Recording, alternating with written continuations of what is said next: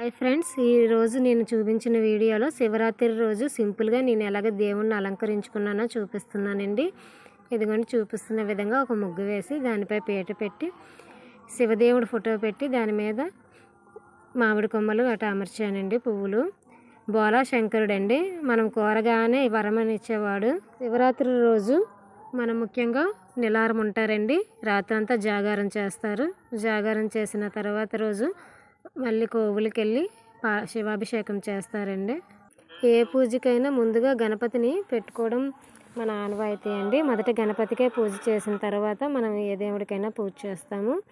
అయితే ముఖ్యంగా శివరాత్రి పర్వదినాన ఎక్కువగా రాత్రంతా జాగారం చేయడానికి ఊర్లలోని శివభాగవతాలు, వెండి తెరలు, తప్పిడుగుళ్ళు ఇలా చాలా కార్యక్రమాలన్నీ ఏర్పాటు చేస్తారండి. రాత్రుల్లో జాగారం చేయాలి కదా, అందుకోసం.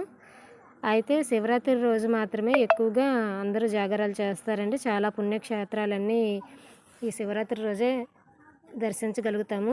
పుణ్యగిరి అండి, చాలా వరకు వినే ఉంటారు. తర్వాత పారమ్మకొండ, ఇది మాత్రం సంవత్సరానికి ఒక్కసారి ఈరోజు మాత్రమే వెళ్తారండి. తర్వాత రోజు మనం ఎక్కాలనుకున్నా ఎక్కలేము. వీలైన మట్టుగా తెలుసుకోండి, బాగుంటుంది. ఇదిగోండి, వీడియోలో చూసిన విధంగా మొత్తం నేను పూజ అంతా అమర్చానండి. ఎప్పుడూ ఆసనం కిందన కూర్చోకూడదు, ఏదైనా ఒక ఆసనం వేసుకునే కూర్చోవాలి. తర్వాత మొదటగా ధూపం వేస్తానండి. ప్రతి పూజకి ధూపం వేయడం అలవాటు. నేను ధూపం వేసిన తర్వాతే పూజను మొదలు పెడతాను.